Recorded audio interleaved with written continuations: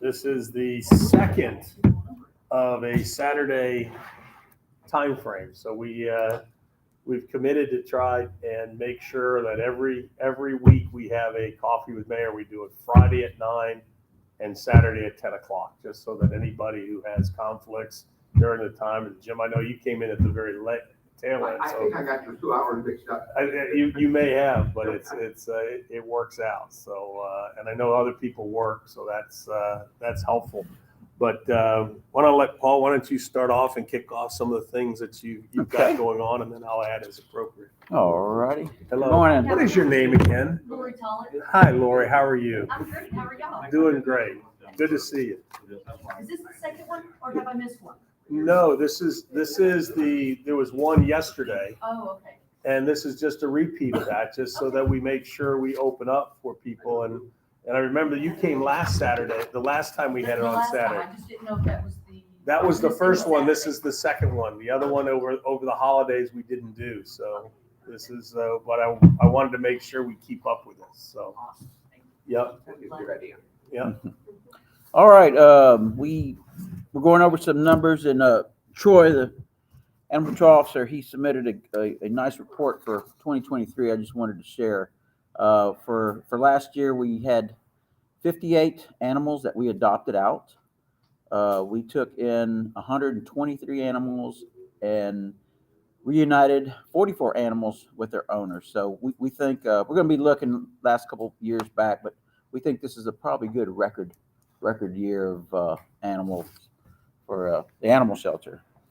And so some other things we've got going on is you're going to start seeing some street work on Space Park between right past the fire station up to Methodist Hospital. We've got a big section in there that we need to repair.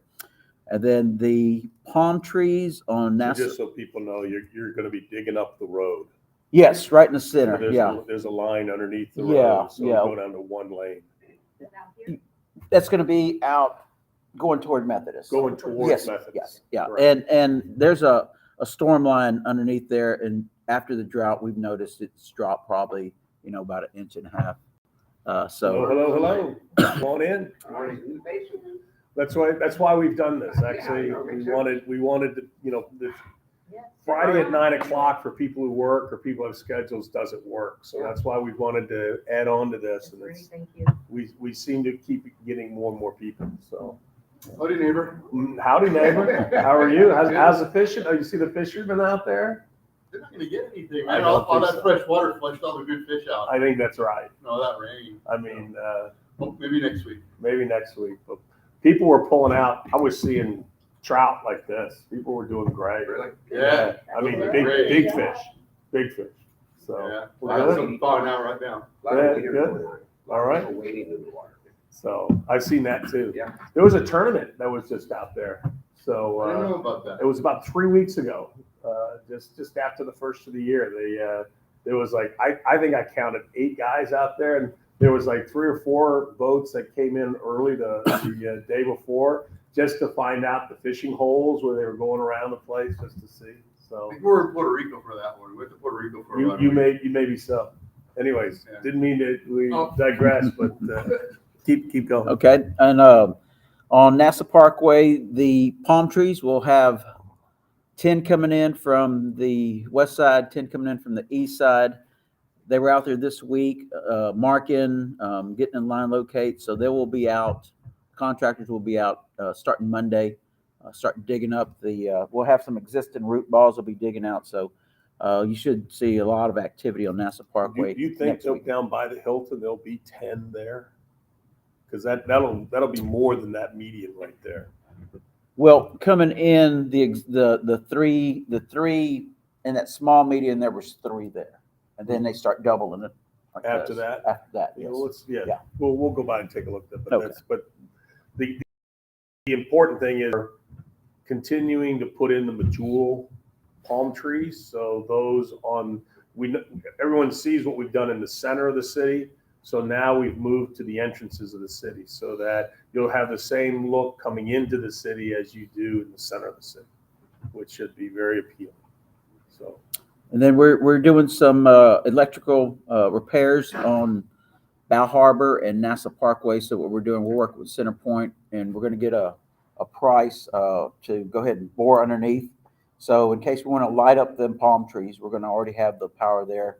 Or if we want to put a sign in the middle of, the median, I know that's been talked about for maybe 4 or 5 years, we'll have power there. And then we're doing the same thing coming in from the west side. We'll have power there. So We already have power on the other side with a soon-to-be demolished monument. Right, there'll be Yeah. power there. there's power there, but that's further back. So once that monument's removed, we'll pull that power and come back toward this way. The boardwalk repairs, they should mobilize on Monday and start that. We are getting quotes for the sables. There are 16 sables, 11 on Upper Bay and Space Park that need to be replaced. Those will be the 16-foot sables. And then we've got 4 20-footers on the bulkhead that we're missing in some spots. And then one at the park. So 16 sables that we're getting quotes on. And I don't mean to interrupt, but just so that people hear, what you see Paul doing there is on a number of places, we've got medians that used to have 10, 15 years ago trees and the big, nice palm trees. These are the sables, not the big majules because they're too big for those areas. But we've got, like in front of the post office, things along that line, just medians that are small that are just grass. So, and you'll see they've got holes or the remnants of an old trunk, and we're replacing what all used to be there will now come back. So it's some things coming up also, crosswalk painting, that should be next month. And street sealing, we're getting quotes on street sealing, about $30,000 of street sealing, mostly on Upper Bay where it floods. And then also we are, during the rain event last week, Monday and Tuesday, we had 1.7 inches of rain, and then Wednesday we had 3.8. All our pumps worked at 100%. We didn't have no issues. I did have a report on Davon that an area was holding water, so we're probably looking in, make sure there's no debris clogged up or anything through there. So something that we're getting on. And some of the other things, we should be out at Founders Park Monday. That's probably going to be 3 or 4 days, trimming up that whole park. Make sure everything is cleared off the water, and then making sure that we can get some good sun coming in. And we're going to kind of lift up the bottom of the canopy so everyone can maybe see the water from their home. So that's one of our big things that we're doing. And yeah, and then after that, Finally. yeah. So we never could see the water. So we're gonna get that Yeah, we're gonna horizontal lift it up. tree. We're gonna get the horizontal tree. We're Oh, yeah, I going, know that one area over yep, there. and you're gonna get the grass. If We'll get the remember, grass, just get yep. all the grass Mhm. down through there. Yeah. And then Paul and I have talked as we want to go 2 branches up so that you really can see the water from back there. Those are gotten to be big trees, so it'll make that whole park just open up. It'll be really, really nice. And When they do the path up there, the driveway path with the little. yeah. When's that gonna happen? We got the quote, so we just need to sit down and look at everything.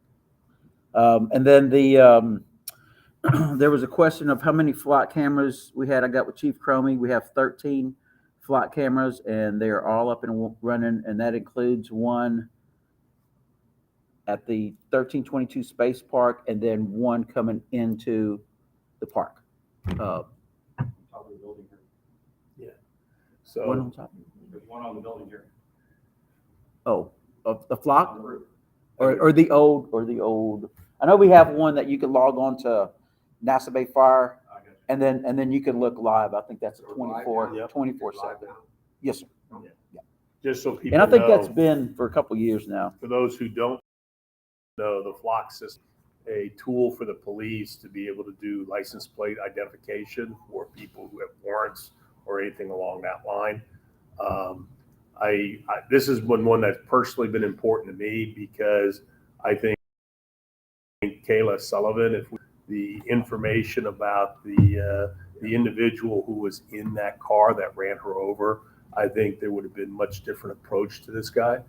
Well, she was the one who got killed in the line of action. So about, was it 3 years ago? So we have out, and this just helps people identify that. It also, what it says too is, and I mean this for everybody in the city, is that hey Laura, one of the problems is people tend to not be able to remember license plate numbers when they see something happen, like if there's somebody really speeding or if somebody hits something or whatever, but they generally remember the make and model of the car. So if it's like a green Chevrolet or whatever, this will be recording, so we'll be able to see what the license plate is and be able to do identification. And coming back to something James had said too, is our plan is to to promote that we have the flock system, so that people who have any intention of thinking about what they may be contemplating for our city, they will probably think twice. So it'll be a deterrent, because if you think about it, you can't drive through and exit a different area. You've got to go out the inn in Nassau Bay, and that would be, it'll make our flock system that much better. So, and a deterrent. So, And then a couple other things. The Marriott fountain out here, you probably noticed it's been out for a few weeks. We had all the piping redone. It was, I think those are about 6, reduced down to 4, and they just cracked everywhere. Maybe ground settling or something. But we got that replaced. But when we went, now we have water coming into our electrical system coming down our supply. So we're looking at that and trying to seal that off and figure out where the leak is on that. And then the Saturn median, keeping up with that. We just got through replacing 13 uplighting. So that's checked. Saturn is one of our main focal points. So beside that, just coming out of freeze, coming out of a wet couple weeks, we're just trying to get everything back to normal as far as on the public works side. So one thing I'll mention, because you mentioned the Marriott, the Reed family are just as happy as can be. They've actually scoped out. We've picked a place, but we're going to actually do some colors for Notre Dame, because Chris Reed was a Notre Dame, alum. So we're going to honor that. So there's going to be that. But in addition, the family wants some blue, yellow, and I guess his son wants purple. So they didn't know what would be the best one. So the Garden Club has stepped up, and they're going to provide a number of alternatives to the Chris Reed family. And they're really happy. They're really happy that that it's actually his namesake is being moved from the dog park. They're extremely pleased to that, and being put up there by the town center where he spent most of his time and most of his effort. So they're really happy, and we're going to kick off. All done. We'll have probably a street eats that'll be done in recognition of moving the thing. So family's really happy. It's coming to the end. You'll probably, once Alexa, signs off on the final plans, then we'll give the go ahead, and it should be pretty easy. You've got the plaque down at the Yes. The water plant, and we have cleaned up the pole. yeah. The pole was in really bad shape for. And I also got a really good tile contractor, and actually the last few accidents on hit some of our benches. He's ready to go. Really good tile contractor and concrete, so we'll be able to make something really, really nice for Chris. I mean, not to go into, but the Reed family was very pleased that we're doing this, particularly with the condition of that plaque and pole. So that's great. Couple of things I had was just there's the Peninsula cleanup. It's going to be on the 3rd, and I believe you meet at the Peninsula Gate at 8:30 in the morning is what I understand. Yeah, we're gonna have a tent But At then we have to 10, talk about just that. the same. The parks meeting to Tuesday night, where we're gonna go over the details with Paul about that and get everybody. That, We have some people who want to volunteer already that are gonna be out there taking sign Perfect. ups, but handing you, out, but you'll have cleanup trash materials. bags, you'll have water, you'll have Trash gloves, pickers. you'll have the trash pickers, things along that line. So, all that for anybody. I mean, this is a fun time. I'm hoping the weather holds up, and We need boats. boats, that's right. You know, So it's Jim, gonna help. yep. There's anybody with, what would you say, Jim, a 22 footer or more, And then or, the whole design. yep. But you want to, you know, Got to be a shallower boat. yeah, shallower boat and, Mine's a little tough to get there because it's more of an offshore boat. but that's one of the things, because we pull stuff off the peninsula, and that makes it helpful. So the boat gang can help out. There's also, we're planning on the Moon Tree launch, so it's looking like it's going to be Saturday, March 9th. So we're looking at, some of our astronauts that have walked on the moon, and we're residents in the city. So from that standpoint, if you don't know a little bit about the history of the moon trees, we had a resident who was actually a firefighter. That was, I guess they call it, what are they? The forest ranger. And he wanted to take up seeds on Apollo 14 on his personal cache, and took up a number of seeds and brought them back. And these are descendants from those trees. So a resident of our city who orbited the moon, and with Ed Mitchell, and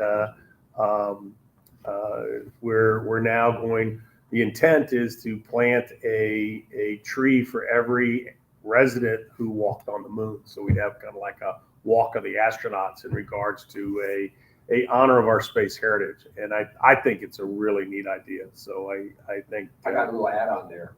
So I know somebody that's an astronaut to walk on the moon, spent a little time at the Catholic hospital too. Alan Shepard. He got injured in the boat race. Yeah. And so they transferred. But was he an actual resident of Nassau Bay? No, but he spent some time at the hospital when he got Honorary member. Honorary member. We've got about 20 astronauts that walk on the moon and live in He had a Napa. week. He had a week at the sister's hospital. I was running a boat. I was organizing a boat race, and he was involved in the boat race and got hurt in an accident. Yep. Just getting- Other than that, from that standpoint, Oh, maybe about the election. um, How we're gonna be doing our own election. yeah, I mean, right now, I mean, it's, we got notice from Harris County that they are not going to be running elections, local elections. So we're now grappling, and the thought is, and it has been, I don't think it's finalized yet, but because we gotta spend some extra money, that I think there has to be a vote on council. But more than likely, we're going to have to run our own election this go around. And I'm talking to different people, trying to get the understanding of the why, because this is unusual for them at this point in time to just say we're not doing it. So at the late date like this, They're they're not. changing their mind? I know everything. So I'm both. I know, I'm the election judge for correct. 307. So what I heard is that Harris County clerk's office, who normally runs the elections. So I did the primary in 2022, right? I was the judge here, and so they said that they just are not going to do it. They don't have the people for it because they changed the way the districts are set up, and they have to have more machines. But they are doing a mud election at that time, right? So I don't know if there's somebody that you guys need to reach out to. I could help facilitate that where we could maybe try to talk to them again, but they're not doing any ones that I heard of. Also, there's a CCISD election at that same time. So it's possible that we could try to partner with them to do the election since we don't have the machines. Yeah, correct. And then the third thing is that we could do a paper ballot election, which, a lot of counties in Texas do, which would be a lot cheaper. You just have to, like on the Secretary of State website, they have the information. You have just like a box that they have that you seal, and, you follow the same procedures, except for at the end of the day, when you're finishing an election, you have to, close up machines and seal them. You would just be sealing a box with the paper ballots, which might be a lot cheaper and a lot easier. And there are people, which, I mean, if you guys want to talk to me about this, like since it's too much here, there's people here like Brenda Kennedy and people like that have done it before, have There done is. the paper ballots and the paper ballot elections before. Be a lot cheaper and a lot easier. So that's something I think that we should consider besides buying all brand new machines. Because you got to think about if one of the machines breaks in the middle of the day, Harris County was supporting all of that before. Like if I was a judge here and a machine broke, we'd have to get them to bring somebody in to repair it and things like that. And you're not going to have those resources. To me, it comes down to if you buy the machines, you have them forever, but it means running them forever. And I'm not so sure I like that idea. But then who's going to program Yeah, it? I know, but the other thing too is, you got to look at the manpower in order to be able to run these things. So It's a lot of manpower. a lot of manpower. But anyways, the point is, Harris County has thrown us a curveball. It's going to be more expensive for us to run this election because of that, and that's why we're looking at the different alternatives. So, But I'll get with you guys and share those contacts that you could reach out to try to see if maybe, I can't understand why Harris County wouldn't want to do it if they're going to do the mud district I don't know. election anyway. that's, When I we think, have 3 people in the room, mud election, personal CCSD, opinion, and our private election. personal opinion, I believe there's some chicky-micky going on, but I don't want to throw mud beforehand, but it sure feels like, looks like, acts like some chicky-mickies. We'll see. But it's late in the game, and this is the time period where you guys are really starting to ramp up for the activities. So to have it come at this time is probably the worst time it could come. If I just go back for some who weren't at City Council, we did a lot of work on our committees. We have pretty much standardized the protocols and the rules for the committees. It was my contention, and it really came out of some of the things with the Special Events Committee, that there were different rules for different committees, and as we were applying different things and making sure that minutes, open meetings, and things like that, people just had some emotion in regards to that. So we set out, and there was a group, the lawyers on council, which was Chase Waterwall and Sarah Horton and myself, sat down with Dick Craig, and we went over just to make sure that we made everything consistent, so that anything for the rules that would be there would be done by this ordinance or this resolution. And that way, if you wanted to change something, rather than changing it on an individual committee, you have to change it for all committees. So that's being set out. It also did something which I've got to point out, which is I think is really, really neat. It also we had the first reading, but on the Parks and Recreation, it creates a minority member as part of which was the original design to have somebody under 18 on the Parks and Rec, because playgrounds are such a big part of it. And we have a candidate for that, and I'm really pleased that we're going back to what was, because that makes it very family oriented and encourages young ones to get involved. So I think that's really pretty neat. We also created a shelter compliance advisory committee. We found out we had a gap in state law that if you run an animal shelter, you're supposed to have an advisory committee that has veterinarian and other, people who oversee the operation. Don't get me wrong, Troy does a great job. We don't have any criticisms at all with Troy. This is a state requirement, and we're doing that. And I think that's something James Abbey had picked up. So we're going to be in compliance, and we're going to make sure that those things are done. Coming to the things I'm really pleased about, there are 2 things of the last council is we passed $3.8 million of certificate of obligations. This is the last piece of our capitalization of the reinvestment in Nassau Bay. I think if you haven't heard this, what this council has done since last year, this year, and this year being all the way to September 30th of 2024, and next year, we've amassed the ability to reinvest $20 million back into the city of Nassau Bay. You've seen it in the streets, you've seen it in the water systems being put in, you've seen it in the beautification, you've seen it in a lot of different places, and that's going to continue. The other is it also allowed us the flexibility to put down the purchase order for a ladder truck for the fire department. Again, the reasons behind that, we've had, I guess with this last tranche, 89 homes have been lifted. A lot of those are single stories that are now 3 stories. And we've got probably another 12, I believe, coming. I don't know if you've got that final number for what was in 2023, but I think we have 12 more, which means 1 out of 10 homes have been lifted in Nassau Bay, or will have been lifted in Nassau Bay. It's a big number, and those really challenge our volunteer fire department, to be that high. And when we got audited by the ISO folks, those are the insurance standards folks on our competency, we got really dinged for not having a ladder truck.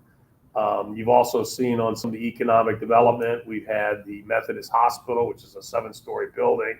You see the Moody's Neurological, Center. All these are fairly large buildings, and for me, there's 2 things, but one that's really drives me. One is if we lose that rating, we've got the best rating, I think, in the whole area. We have an ISO rating of 2. The best is a 1. We need to have a paid volunteer fire department in order to get a 1. And by having volunteer, we save probably $1.5 million a year because of that volunteer. It's probably one of the best values of this city that we have. And if you haven't heard that, you need to, because those guys do a tremendous service to our city. But the second is if we go from a 2 to a 3 of our 1,000 homes, it will mean about a $300 average increase in insurance across the board. If your house is more expensive than the average, it'll be more than that. If it's less, it'll be less than that. But that's about $300,000 of increased insurance costs that we would have if we go to a ISO rating of 3. So and that would be every year. This ladder truck helps plug that gap, and we believe we will very much increase our capabilities so that threat of going to an ISO rating of 3 goes away. So all that's good. And other than that, we also did the things. You see, the Upper Bay Road has the bulkhead that's going to be done. We passed the monies for that, and. Doesn't the code enforcement, once Perry's certified, for the fire marshal stuff that he doesn't that increase the ISO rating once he starts doing individual inspections? It should. All of those should. So let me even back up a little bit. Before we were just doing the whole building, but once he starts doing the individual offices. And he's already starting to do some of that. And we have a full-time, he'll be full-time instead of part-time. Our ISO rating, I believe you had to have was it a 80? I believe an 80 or higher. We had 80.91. So I mean, we squeak by, and the audit is every 5 years. So the things that we have the most amount to be able to improve that score is, I mentioned about the infrastructure that we're putting in. You're putting in a number of different distribution pipes 4 miles for stop some of the leakage, but it will also, you're putting in that header from basically Saturn all the way down to Hilton. Hilton. About a mile. Yes. The purpose of that is to raise the pressure. We got dinged because our grid in several areas in the ancillary parts were too low, and it wasn't capable of pumping the amount of water necessary to really put out a fire quickly. So this will address that, and we have the ladder truck. And then what Michelle said is by, having a code enforcement person doing these inspections. We've identified, you know it, 437 businesses that we didn't know were operating in the city of Nassau Bay that we now know and can inspect and make sure they're all fire safe, all the different things along that, and operate properly. That's a lot of businesses that were going under the radar before, and that's now part of our oversight, which only helps you guys in regards to your insurance premiums. So that's why we do it. Yeah. So, I had a lot of compliments from people telling me about especially the property on Nassau Road 1.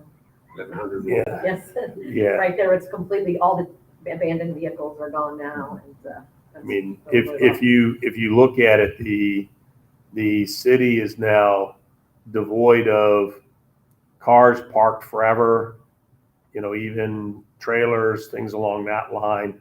I think we're up to, I don't know the exact number, 18 vehicles that Something around there, yes. right there. Yep.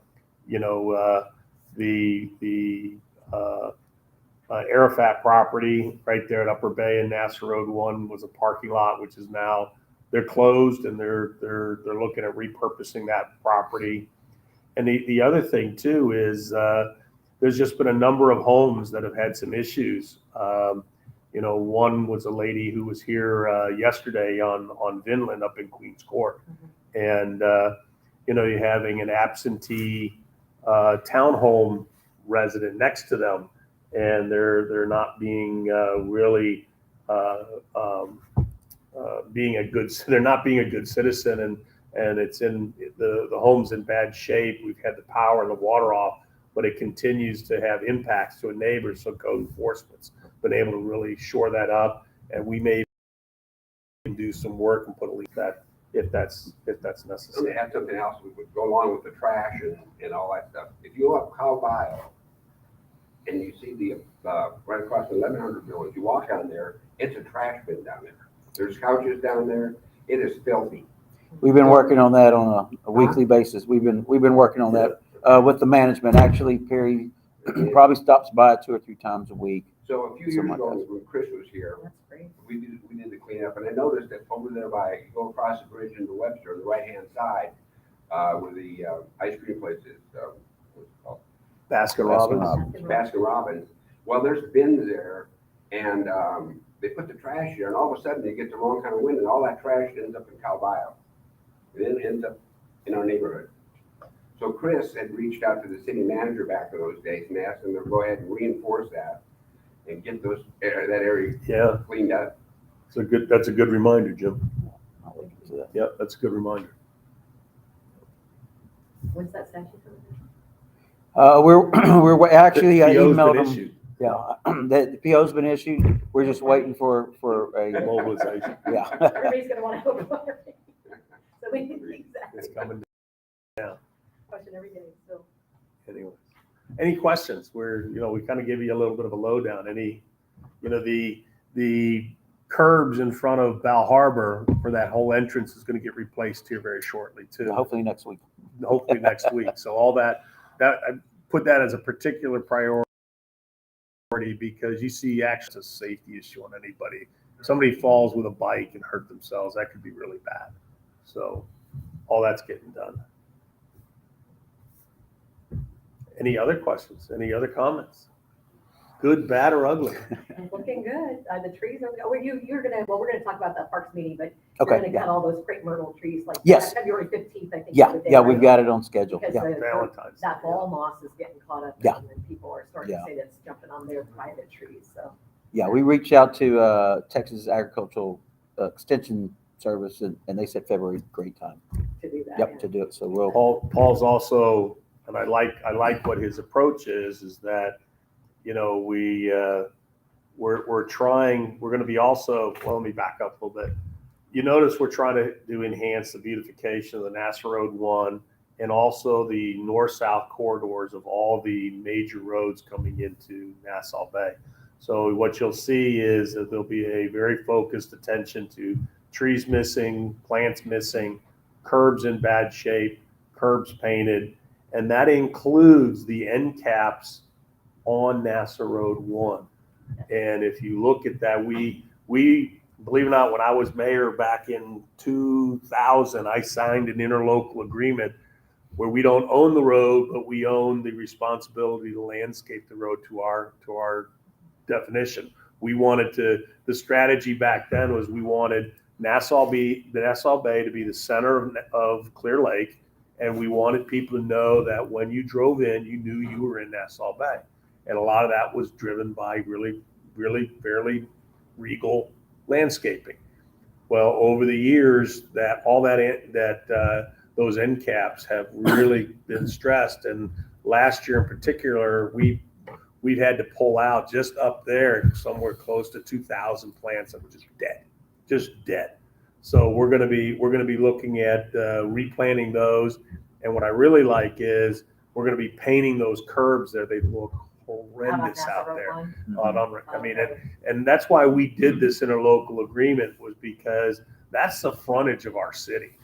And even though that's Harris County that's there, we didn't want it to look dilapidated. And if you go out there and look, there's curbs that are in really bad shape.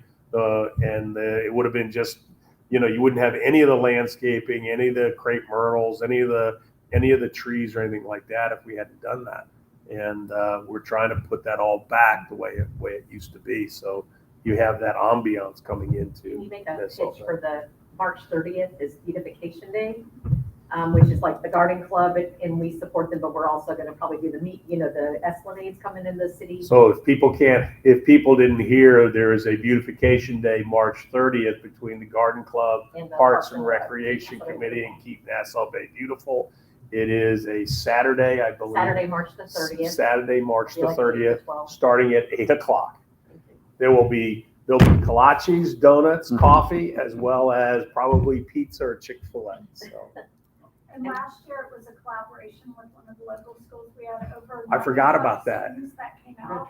that's And the correct. principal was so excited about it. They wanted to make it. They've done it. They've done another event with us since then They've too. done So last week. They've been yep, coming out correct. regularly, so, we're excited. Correct. to The clean up kids all love the- it too. They love it. And we're Yep. looking to clean up all of the end caps and make more flowers. that'd be fantastic. So that's, again, we put in some of the major, with the trees and things like that. So now we're wanting to make sure, and that's why you hear people talk about the Arafat property, or the property right there at the corner of Upper Bay and Nass Road 1. There used to be a car parking lot. It was just terrible. You had an RV there. It was, so now we're trying to beautify that, all the different entrances to, again, going back to how it used to look. And I'm pretty intent on making sure that happens. And Paul's doing a great job. He's just knocking it out one at a time. So Also, can you say something about the Boy Scouts? We're collaborating with them with the Keep Nassau Bay Beautiful. They're going to replace. Lord, you know more of the specifics of that. Why don't you go? I mean, I'll go ahead and mention one thing. If you see them out today, the local troop 1966. Yep. I was delivering flyers with them or watching them do it right before I came out here. They're doing a new flag service. Can I see one of those flyers, Absolutely. please? I know I have one at home, and I've signed up myself. So it's a new service that they're offering. These will be distributed to all of the houses in Nassau Bay today. And 4 times a year, they put out flags. They'll Can we do it put this on our before website? and after. The voice option? Yes. So, in conjunction with that, well, we were talking to some of the residents, a very generous private donor said, what about some of the flags on, around Nassau Bay? We've Yeah. got 5 or 6 of them on the end caps. Could the Boy Scouts help with that? And they made a donation to the Scouts and asked us to replace those flags. If Paul's aware of So that. The Yep. Scouts will be Perfect. replacing those flags on Nassau Bay Drive, on Upper Bay, on So the if you main would allow me, Swan Lagoon too. Yep. We'll be getting some. this says, "Hi neighbors, starting in 2024, Troop 1966 at St. Thomas is offering a flag subscription service. For $65 a year, we will place a crisp, clean U.S. flag at your curb on the following holidays," on a pole. And the following holidays will be Memorial Day, Independence Day, Patriot Day, and Veterans Day. Please scan the QR code.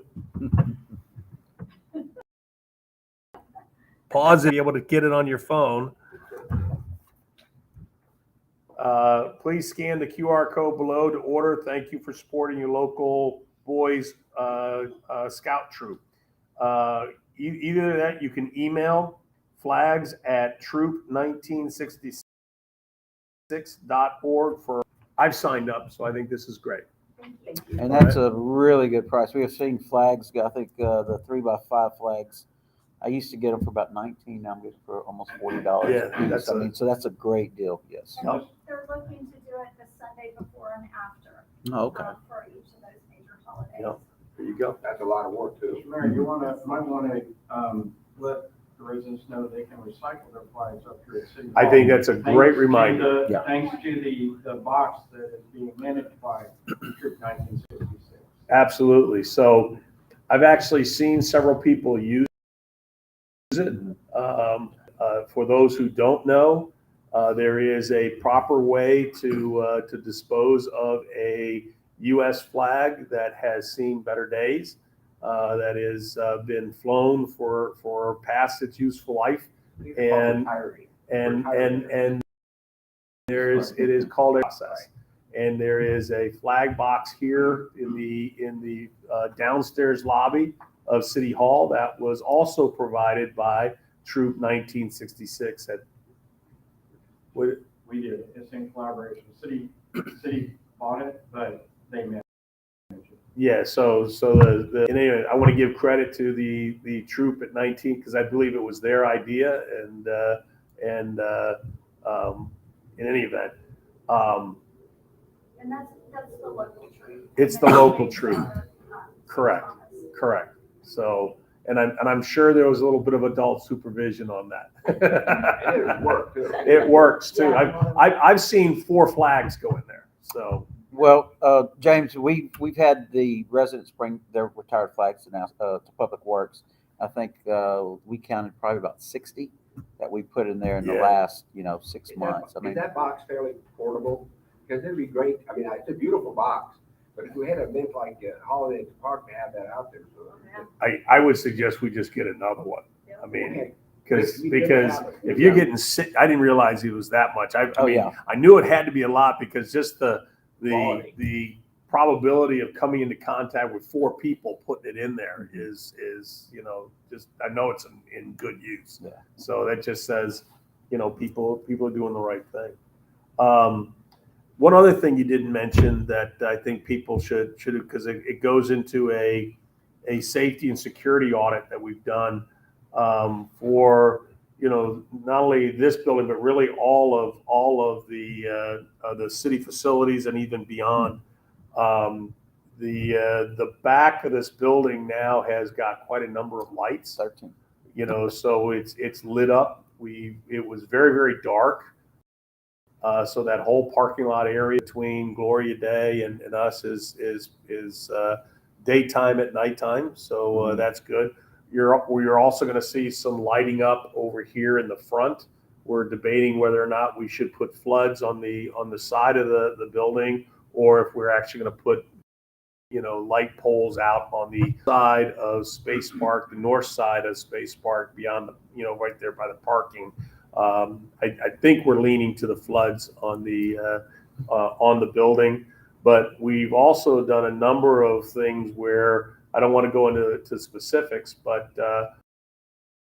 we from the audit we've got some areas that need to be hardened.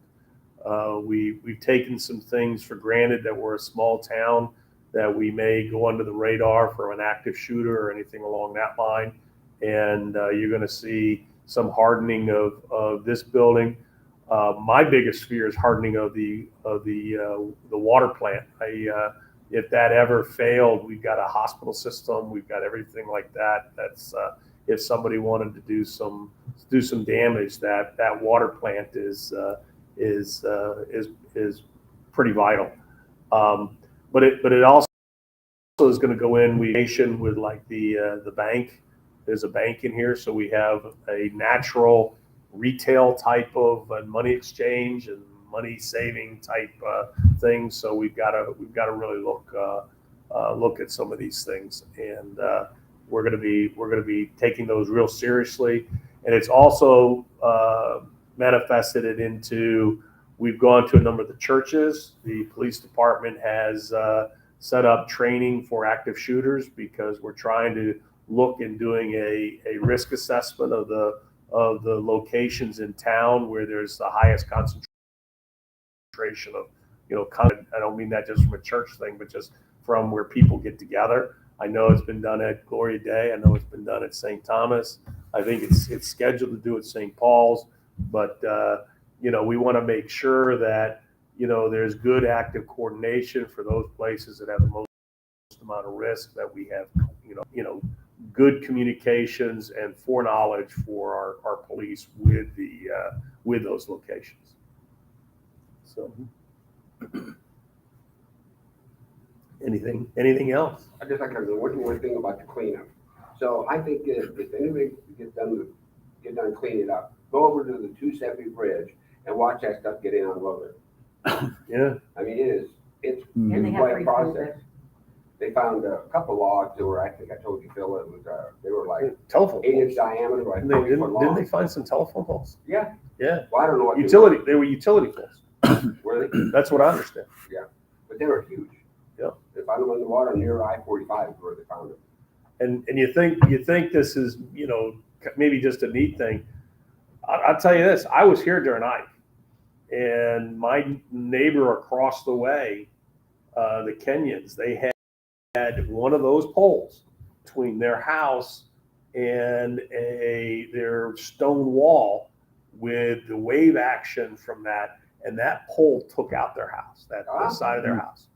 So it's not only for boats and things like that, but when you have, tropical storms, hurricanes, things like that flooding, like, back in 2008, I mean, it took out homes. So it's real important to get those things taken And out. also the derelict boat committee, they also found another boat that was some kind of clear lake. So they're working on getting all those derelict boats out of. Yeah. They'll end up floating somewhere else too. I think one time I saw one coming around NASA. I'd like to sit and talk with you a little bit about that more, Jim, because I think that's something, we're a big boating community. Yeah, I'd like to see how we could help out in that regards. I will.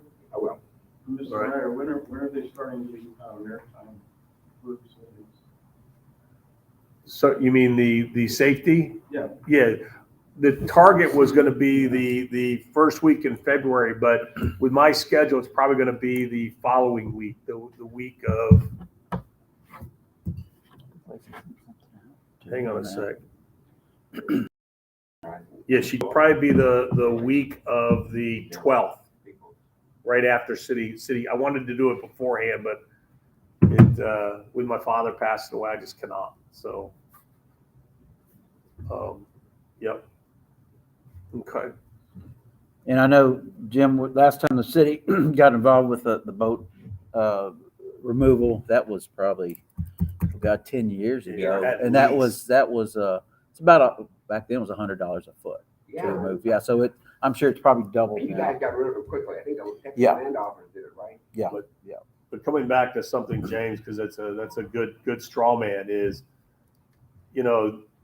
one of the things I hear the most amount of complaints on is just, and the people out in Harbor Martinique, I believe, get it the worst, is that people sit there, they raft up, and they have loud music, and we treat that lake more like a park for recreation. It is actually zoned residential. A lot of people don't know that. A lot of our boaters who aren't from this city, and that's primarily about 98% of the boaters that are out there, do not understand that. There is a discussion that I think we need to have as to, what are the ordinances that we are going to enforce, because there are noise ordinances. We have the boat to be able to do it. There are distances from fixed structures like bulkheads that boats are not allowed to anchor close to at all. that's supposed to be 100 yards. A lot of people don't know that. There is, I think we need to look at reinvigorating safety checks. And I think there's a lot of people who want to talk about whether or not that should be a no wake zone or not, because people come flying around. There's two places that scare me the most and Jim, you know, the one that on Clear Creek, because we come around that hairpin turn right there down there. The other is coming around the channel in front of the peninsula as they make the left to come in. They fly through there, and there's very little sight for anybody who could be on a kayak, anybody on a jet ski, and these folks are coming in at 60 miles an hour. And I think we got to really look at what we do. I know that there's a lot of property owners that particularly up there by the peninsula cut that get quite a bit of weight coming through there, and it's hard to interpret what an excessive wake is, and probably some of the same down in the Bell Harbor area. So I think it's time to get the citizens together to talk about this, because they have not been changed since, I'm just going to guess, late 70s, maybe early 80s, and the whole context of how the waterfront in and around Nassau Bay is being used very differently than that time. It used to be primarily residents using that. It is now primarily people outside the community using it. And I think we have to recognize that. And I think we have to recognize, things that we have to do, which means we're going to have to put signage and enforcement, and we're going to have to look at being a little bit of a horse's patoot when people are out and about. Same thing for speeding, same thing for there. We've got a lot of people coming into our city, which is a good thing. Don't get me wrong, but it's also something the residents shouldn't have to contend with. Well, we're an entryway from up creek to go into Clear Lake from Gallatin Bay. Correct. No question. But that's coming. So that's coming. So if you speed, we're going to get you. Well, I mean, it's right now, and I'm going to say this, is the police department have a tough time because we have what's called a no excessive wake. And it was all done in the right thing, because back when it was done, there was a view across from Harris County around all of Clear Lake, and the city of Nassau Bay wanted to make sure we maintain water skiing. And if you really go back to that time, there used to be a water ski school. It used to be the thing. I mean, you had people doing pyramids, jumps, the whole thing. You even had it in Nassau Bay Lake. Correct. So I mean, it was done for the right reasons. But now, when you talk about, I've seen 8 boats that are latched together, tied together. They turn one engine on, and they like doing pinwheels around. You've seen it. I've seen it. God, and it's going through. I mean, you see it, just missing boats, and I'm like, when people swim in, that's stupid. I mean, it's somebody's going to get hurt, and it's. I remember playing King of the Ramp. But I mean, I would love for us to reclaim that as a neighborhood area, because I see people coming up my cul-de-sac who come on their golf carts just to see the condition of how many boats are out there as to whether or not they're going to take their kids out. And that really makes me sad. That should not be. So I joined the Houston Canoe Club a while back, and then I looked at their website, and they tell people to avoid Nassau Bay. Yeah. In their canoes. No question. They tell them because it's so dangerous. It's so dangerous. That's terrible to me. I would much rather see people out there going fast on skis with no boats out there partying than having a big party cove and have everybody avoid it who's a resident because it's not safe. So, anyways. That's about all I have. That's all I have, Mayor. Right? Any other questions? Thanks for that comment, James. So, Thanks you guys for doing this. hey, no problem. Appreciate This is a it. good turnout. Thanks Good for turnout. doing it on a Saturday. Yeah. so Well, this is what I saw this kind of turnout last time too, and it's one where people have different schedules, and it's the demographics are very different from this group versus the other group. So this is good. This is good. Thank you. Thank you. And All then right. live, Mayor. See you later.